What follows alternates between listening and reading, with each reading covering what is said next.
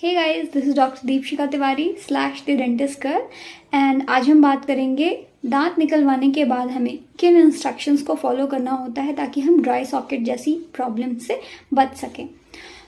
जैसे ही हम दांत निकलवा के आते हैं तो हमें एक गॉज पीस लगा के दिया जाता है या कॉटन जो भी है, तो उसको आपको 45 मिनट्स तक प्रेशर के साथ बाइट किए रहना है। दोनों दांतों के बीच में उसको प्रेशर के साथ बाइट करना है। इससे क्या होता है कि ब्लीडिंग स्टॉप हो जाती है एंड क्लॉट फॉर्मेशन हो जाता है। वो क्लॉट आपको घाव भरने में हेल्प करता है। ये चीज़ आपको करनी है।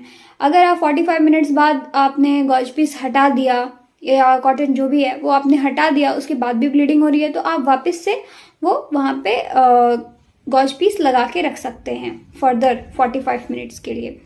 ठीक है, उसके बाद से ब्लीडिंग स्टॉप हो जाती है। अगर उसके बावजूद भी नहीं होता है तो आपका एक और तरीका होता है, आप मॉइस्ट टी बैग जो कि मतलब ठंडा हो रखा है उसको भी आप रख सकते हैं। वो भी हेल्पफुल रहेगा आपके ब्लीडिंग को कंट्रोल करने में और ब्लड क्लॉट फॉर्मेशन में। और इतने पे भी अगर आपको प्रॉब्लम रहती है तो आप तुरंत अपने डेंटिस्ट को मिल लें। ठीक है, अब आपने जब ये फॉलो कर लिया, 45 मिनट्स बीत जाते हैं, जब आप गॉज पीस निकाल देते हैं, क्लॉट फॉर्मेशन हो रखा है, उस टाइम पे आपको क्या करना होता है, कुछ ठंडा आइसक्रीम लेना होता है या आइस कोल्ड चीज़ें लेनी होती है, आइस कोल्ड वाटर और जूस।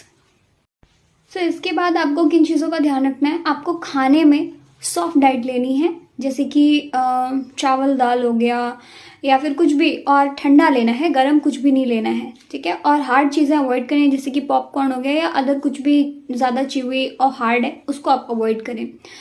और कोई गर्म चीज़ नहीं लेनी है, जैसे कि गर्म चाय, कॉफ़ी, दूध, ये सब आपको अवॉइड करना है। जब भी आप दांत निकलवा के आते हैं तो आपका वो एरिया एनेस्थेसाइज रहता है 1-2 घंटे और, तो उस केस में आपको ज़्यादा बातचीत नहीं करना होता है, नहीं तो टंग या फिर चीक बाइट हो जाता है, कट जाने की वजह से फिर छाले हो जाते हैं। तो ये चीज़ आपको ध्यान रखना है। आपको ज़्यादा जोर देकर थूकना नहीं है, बहुत ज़्यादा ज़ोर से खांसना छींकना नहीं है, इन चीज़ों का ध्यान रखना है।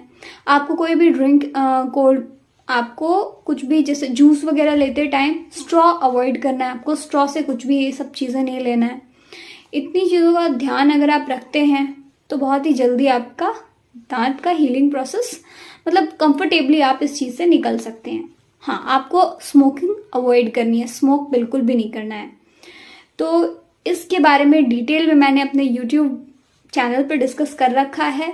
अगर आपको और ज़्यादा अच्छे से जानना है तो यूट्यूब चैनल पे विजिट करें, और अगर मेरा वीडियो अच्छा लगा तो इसे लाइक, शेयर और फॉलो करना ना भूलें मेरे चैनल को, ऐसे ही अदर डेंटल अपडेट्स के लिए। Thank you so much and bye.